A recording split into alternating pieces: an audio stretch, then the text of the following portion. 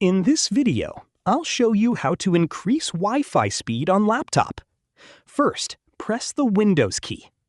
Type Control Panel. Open Control Panel. Click Network and Sharing Center. Select Change Adapter Settings from the left panel. Right-click Wi-Fi. Select Properties. Select Internet Protocol version 4, TCP/IPv4. Click Properties. Select Use the following DNS server addresses. For the preferred DNS server, enter 8.8.8.8. For the alternate DNS server, enter 8.8.4.4. Click OK. Click Close. Wait a few seconds while Windows applies the new settings.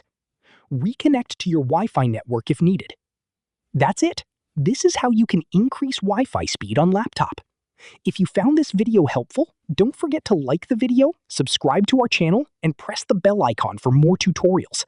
Thanks for watching.